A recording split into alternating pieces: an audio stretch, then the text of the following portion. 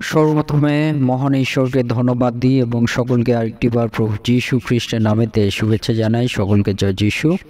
আসুন, আজকে যে আমাদের আলোচনা বিষয় তা হলো পাম সানডে, অর্থাৎ খজুরপত্র রবিবার।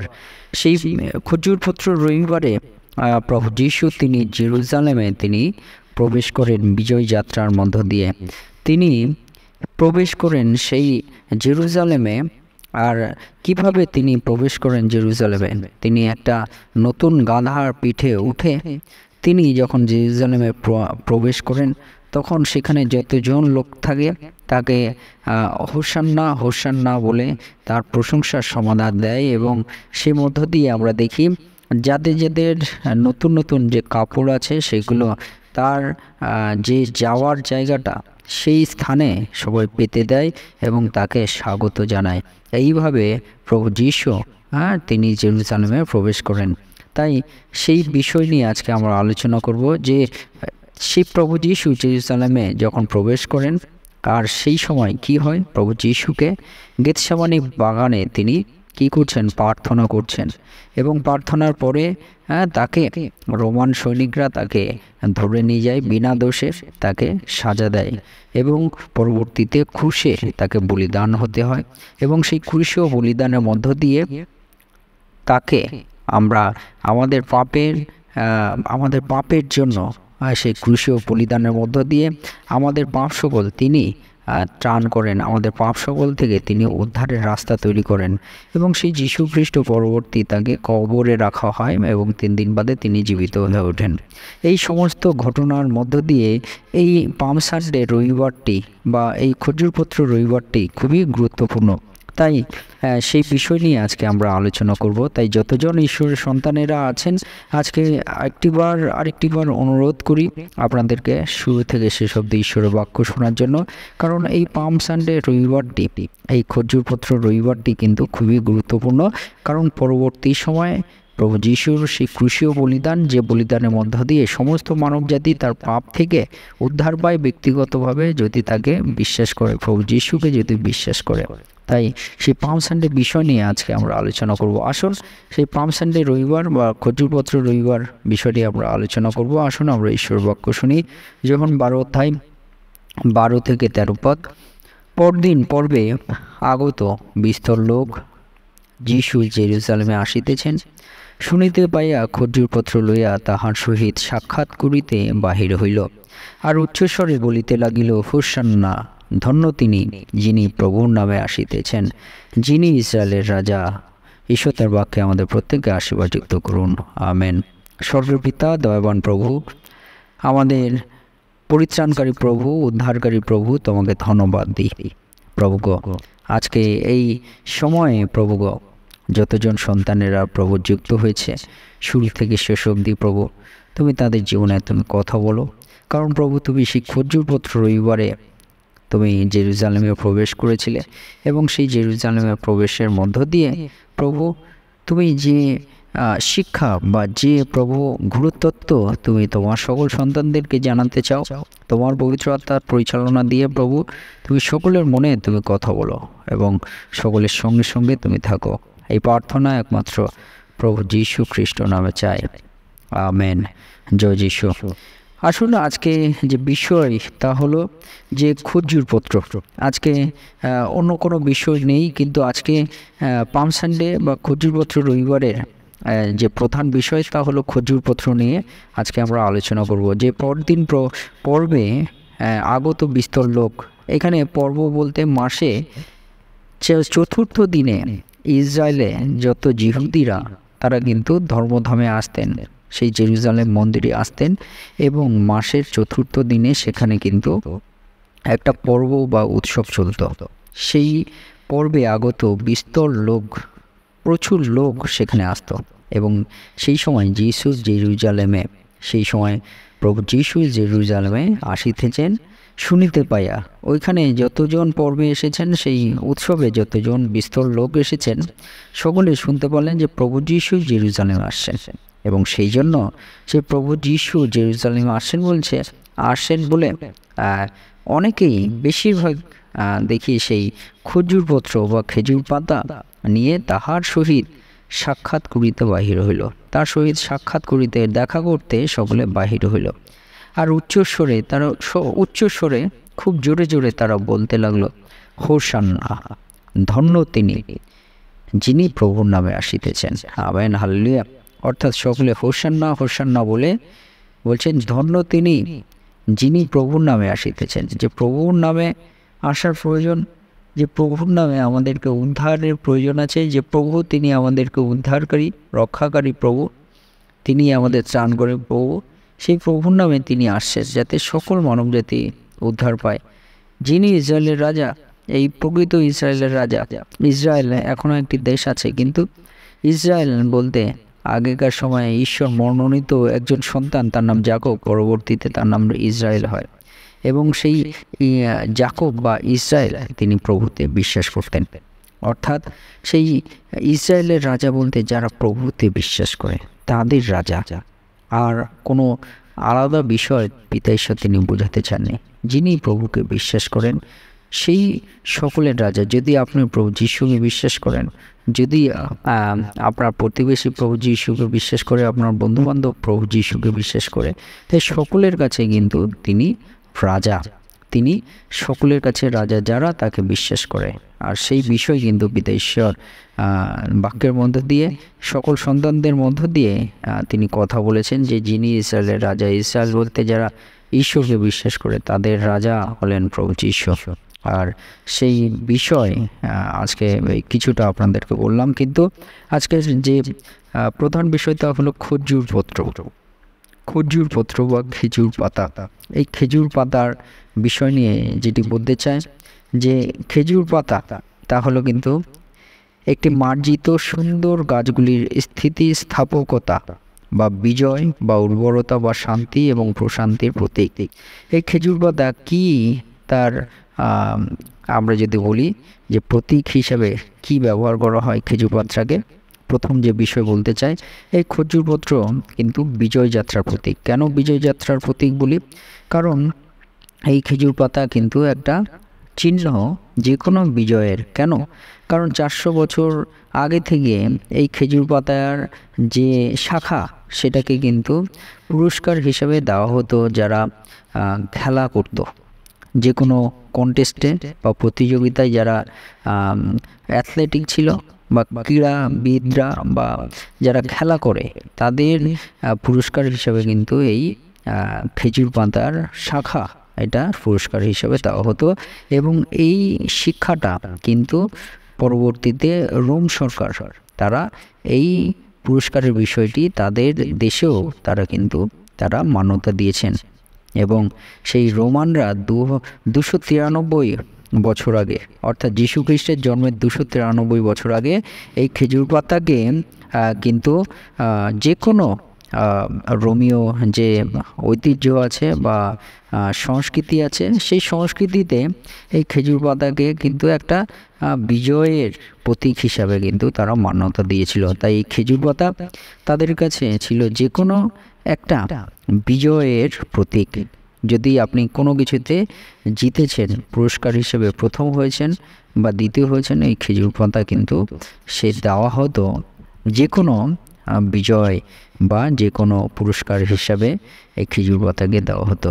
তাই এই খেজুর পাতাকে প্রথমে বলতে চাই যে বিজয় যাত্রার প্রতীক। কিন্তু আজকে যে বিষয় বলতে চাই যে যখন যীশু খ্রিস্ট তিনি যখন জেরুজালেমে তিনি প্রবেশ করছেন, তখন যারা পূর্বে আগত বিস্তর লোক ছিল তারা শুনতে পেল এবং খেজুর পাতা নিয়ে তারা হোসান্না হোসান্না বলতে লাগলো। তাহলে এই খেজুর পাতা বলতে প্রথমে বলতে চাই যে কিসের একটা বিজয়ের যাত্রার প্রতীক। প্রথমে বলতে চাই যে খেজুর পাতা বলতে মানুষের পাপ থেকে উদ্ধারকারীর বিজয় যাত্রার প্রতীক, যিনি মানুষের পাপ সকল তিনি নিজ কাঁধে নেবেন এবং যে মানুষকে তিনি রক্ষা করবেন স্বর্গে যাওয়ার জন্য। তাই মানুষের পাপ থেকে উদ্ধারকারীর বিজয় যাত্রা, যিনি আমাদেরকে উদ্ধার করবেন, সেই যীশু খ্রিস্টের কিন্তু বিজয় যাত্রা এই জেরুজালেমে তিনি যখন এই আসছেন তখন খেজুর পাতা নিয়ে তাকে স্বাগত জানানো হচ্ছে। এই স্বাগত জানানোর কারণ তিনি উদ্ধারকারী, তার বিজয় যাত্রা হচ্ছে। যীশু খ্রিস্ট তিনি উদ্ধারকারী, তার বিজয় যাত্রা হচ্ছে। তাই 1 কোরিন্থীয় 15 অধ্যায় যদি 55 থেকে 57 পদ আমরা পাঠ করি, সেখানে লেখা, মৃত্যু জয়ে কবলিত হইল। মৃত্যু তোমার জয় কোথায়? মৃত্যু তোমার হুল কোথায়? মৃত্যুর হুল পাপ ও পাপের বল ব্যবস্থা। কিন্তু ঈশ্বরের ধন্যবাদ হোক, যিনি আমাদের প্রভু যীশু খ্রিস্ট দ্বারা আমাদেরকে জয় প্রদান করেন। Amen, hallelujah. অর্থাৎ প্রথম যে বিষয় বলতে চাই যে এই বিজয়যাত্রা, খজুর পাতার যে প্রতীক বা চিহ্ন, তা হলো, প্রথম বলতে চাই, মানুষের পাপ থেকে উদ্ধারকারীর বিজয়যাত্রা, যিনি যীশু খ্রিস্ট। অর্থাৎ মৃত্যু জয়ে কবলিত হইল। মৃত্যু জয়ে কবলিত হলো। মৃত্যু তোমার জয় কোথায়? মৃত্যু তোমার হুল কোথায়? তা হলো পাপ এবং পাপের বল ব্যবস্থা। অর্থাৎ মানুষ প্রত্যেকেই কোনো না কোনো পাপ করে এবং সেই পাপে মধ্য দিয়ে কিন্তু তাদের মৃত্যু ঘটে। শুধু শারীরিক মৃত্যু নয়, কিন্তু আত্মিক মৃত্যু ঘটে। যে আত্মিক মৃত্যু ঘটা মানে কিন্তু সারা জীবনের জন্য তার, অনন্তকালীনের জন্য তার মৃত্যু। সেই অনন্তকালীন মৃত্যু থেকে তিনি রক্ষা করতে চান। অনন্তকালীন মৃত্যু থেকে তিনি রক্ষা করতে চান। তাই ঈশ্বরের ধন্যবাদ হোক, তিনি আমাদের প্রভু যীশু খ্রিস্ট দ্বারা আমাদেরকে জয় প্রদান করেন। আমেন। অর্থাৎ যে প্রভু যীশু তিনি আমাদের উদ্ধারকারী, তার বিজয়যাত্রা হচ্ছে, কারণ তিনি জেরুজালেমে প্রবেশ করেছেন এবং কিছুদিনের মধ্যেই তার ক্রুশে বলিদান হবে। সেই বলিদানের মধ্য দিয়ে আমরা পাপ হইতে আমরা উদ্ধার পাবো, যদি আমরা তাকে বিশ্বাস করি, যে আমাদের পাপ সকল তার কাছে স্বীকার করি এবং বিশ্বাস করি যে তিনি আমাদের পাপ সকল তিনি তুলে নিয়েছেন আমাদের জীবন থেকে, এবং সে মধ্য দিয়ে আমরা ঈশ্বর থেকে যে পরিত্রাণ আমরা পাবো, সেই বিশ্বাস যদি আমরা করি, তাহলে সেই উদ্ধারকারীর বিজয়যাত্রা আমরা বলতে পারি, যিনি আমাদের পাপ থেকে ত্রাণ করবেন। 2 নম্বর বিষয়, মৃত্যুকে পরাজয় করবেন, তার বিজয়যাত্রা। প্রভু যীশু তিনি মৃত্যুকে পরাজয় করবেন, তার বিজয়যাত্রা। প্রথম আমরা যদি দেখি যোহন 11 অধ্যায় 26 পদে, যীশু তাহাকে কহিলেন, আমি পুনরুত্থান ও জীবন। যে আমাতে বিশ্বাস করে সে মরিলেও জীবিত থাকিবে, আর যে কেহ জীবিত আছে এবং আমাতে বিশ্বাস করে সে কখনোই মরিবে না। ইহা কি বিশ্বাস করো? Amen, hallelujah. অর্থাৎ প্রভু যীশু তিনি আমাদেরকে বলছেন যে যীশু তাহাকে কহিলেন, আমি পুনরুত্থান ও জীবন। যীশু খ্রিস্টই পুনরুত্থান ও জীবন।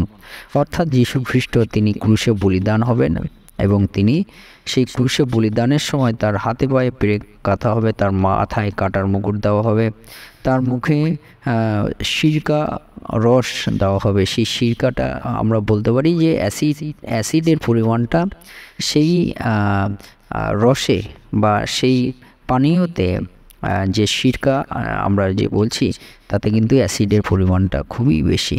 আর সেই সিরকা রস তাকে পান করানো হয়, তার বুকে বল্লম দিয়ে খোঁচা দেওয়া হয় এবং তার সেই পাঁজর থেকে রক্ত জল হয়ে বেরাতে থাকে। এরকম ঘটনা আমরা দেখতে পারি। কিন্তু তিনি এবং তাকে শেষে কবরে দেওয়া হয়। এই সমস্ত ঘটনার মধ্য দিয়ে আমরা দেখি যে তিনি ক্রুশে বলিদান হয়েছিলেন, তিনি মারা গেছিলেন, কিন্তু তিনি বলছেন যে আমি পুনরুত্থান ও জীবন। কিন্তু তিনি মারা গেলেও তিনি কিন্তু পুনরুত্থিত হয়, তিনি কিন্তু জীবিত হয়ে ওঠে। এবং সেই মধ্য দিয়ে আমরা দেখি প্রভু যীশু তিনি পুনরুত্থান ও জীবন, অর্থাৎ তিনি মৃত্যুকে পরাজয় করেছেন। আমরা মনুষ্যজাতি আমরা মৃত্যুকে ভয় পাই। আমরা মনুষ্যজাতি আমরা প্রভু যীশুকে জানার আগে পর্যন্ত আমরা কিন্তু মৃত্যুকে আমরা ভয় পেতাম। মৃত্যুকে ভয় করার কারণে কিন্তু আমরা যে কোনো বিশ্বাসে আমরা এগিয়ে চলতাম, এবং সেই বিশ্বাসে কোনো আমরা যদি দেখি কোনো সেই সঠিক রাস্তা নেই, কোনো উদ্ধারের পথ নেই। কিন্তু যেই আমরা প্রভু যীশুকে জানলাম এবং তাকে জানার পরেই কিন্তু আমরা বুঝতে পারলাম আমাদের পথ আছে, মৃত্যুই শেষ নয়, মৃত্যুর পরেও জীবন আছে। আর সেই জীবনের কথা কিন্তু প্রভু যীশু তিনি ভুলে গেছেন। তাই আমরা বলতে পারি যে প্রভু যীশুর তার যে বিজয়যাত্রা, এটা কেমন বিজয়যাত্রা ছিল? প্রভু যিশুর বিজয়যাত্রা ছিল মৃত্যুকে পরাজয় করার বিজয়যাত্রা, এবং সেই মধ্য দিয়ে কিন্তু আমরা আরও আত্মবিশ্বাস হই যে আমাদের এই শারীরিক মৃত্যুই শেষ নয়, কিন্তু এরপরেও কিন্তু আমাদের জীবন আছে। যদি আমরা প্রভু যিশুতে বিশ্বাস করি তাহলে আমরা অনন্ত জীবন আমরা পেতে পারি। হালেলুয়া। এবং 2 নম্বর বিষয় বলতে চাই, এই খজুরপত্র তার চিহ্ন আমরা কি বলতে পারি বা প্রতীক আমরা কি বলতে পারি? এই খজুরপত্র হলো শান্তি এবং প্রশান্তির প্রতীক। শান্তি এবং প্রশান্তির প্রতীক, অর্থাৎ এই খজুরপত্র বলতে শান্তির প্রতীক। আর শান্তি কার কাছে আছে? প্রভু যিশু যোহন 14:27 বলেন যে শান্তি আমি তোমাদিগকে দান করিতেছি, জগৎ যেরূপ দান করে সেরূপ নয়। Amen, hallelujah. অর্থাৎ আমরা যদি দেখি এই খজুরপত্রের মধ্য দিয়ে শান্তির প্রতীক তাকে প্রভু যীশু খ্রিস্ট, শান্তির প্রতীক তাকে প্রভু যীশু খ্রিস্ট, তিনি শান্তি প্রদান করার জন্য এসেছেন, তাই তাকে শান্তিরাজ বলা হয়। তার কাছেই আছে পবিত্র শান্তি। যিশায়া 9:6 লেখা আছে তিনি শান্তিরাজ। হালেলুয়া। আর সে মধ্যে দিয়ে আমরা বলতে পারি এই খজুরপত্র কতটা মিনিংফুল, কতটা অর্থপূর্ণ, যে এই খজুরপত্র মধ্য দিয়ে তিনি আমাদেরকে যে বিষয় বলতে চান পিতেশ্বর, যে আমাদের শান্তি স্বয়ং জেরুজালেমে প্রবেশ করেছেন তিনি যীশু খ্রিস্ট, এবং আমাদের শান্তিরাজ স্বয়ং যীশু খ্রিস্ট, যিনি জেরুজালেমে প্রবেশ করেছেন, যিনি তার শান্তিগুলো তিনি আমাদেরকে দান করবেন। হালেলুয়া। এবং খজুরপত্র বলতে উর্বরতার প্রতীক। খজুরপত্র বা খেজুর পাতা বলতে উর্বরতার প্রতীক। কোনো গাছকে ভালোভাবে বৃদ্ধি করার জন্য উর্বরতার প্রয়োজন হয়, সেই জন্য সার দেওয়া হয়। সেটি কীভাবে শেষে বলতে চাই, সেইভাবে আমাদের জীবনে নতুনভাবে বৃদ্ধির জন্য যিশুকে প্রয়োজন। 2 করন্থীয় 5:17 বলে যে যারা খ্রিস্টে থাকে তারা নতুনভাবে সৃষ্টি হইল। Amen, hallelujah. অর্থাৎ আপনার জীবন যদি খ্রিস্টেতে রাখেন, আপনি নতুনভাবে আপনি সৃষ্টি হবেন। হালেলুয়া। তাই আজকে আপনাদেরকে শেষে বলতে চাই যে এই খজুরপত্র আমরা মনে রাখি, এই যে খজুরপত্র তার অর্থ, তার মিনিং কিন্তু খুবই গুরুত্বপূর্ণ আমাদের জীবনে, এবং সেই মধ্য দিয়ে কিন্তু আমরা কি আমরা পাই আমাদের জীবনে, সেই মধ্য দিয়ে আমরা কিন্তু পিতা ঈশ্বরে আমরা বৃদ্ধি আমরা পেতে থাকি। তাই খজুরপত্র মানে প্রভু যীশু, তিনি আমাদেরকে আত্মিকভাবে বৃদ্ধি করতে তিনি এসেছেন, আমাদেরকে নতুনভাবে তিনি সৃষ্টি আমাদেরকে করতে এসেছেন, আমাদেরকে নতুনভাবে পিতা ঈশ্বরের কাছে তিনি সম্পর্ক করাতে এসেছেন, আমাদেরকে নতুনভাবে পরিচয় করতে এসেছেন যে আমরা স্বর্গের প্রজা, আমাদেরকে নতুনভাবে তিনি পরিচয় করাতে এসেছেন যে আমাদের এই স্থান আসল স্থান নয়, কিন্তু এরপরে আমাদের যে স্থান তা হলো অনন্ত জীবনের সেই স্বর্গ স্থান, সেটাই হলো আমাদের আসল স্থান। এই সমস্ত কিছুভাবে কিন্তু আমাদেরকে বৃদ্ধি করাতে এসেছেন। তাই আসল সেই খজুরপত্রের প্রতীক হিসাবে আমাদের প্রভু যীশু, তার চরণতলে আমাদের সমস্ত জীবন প্রাণ আত্মা আমরা সমর্পিত করি।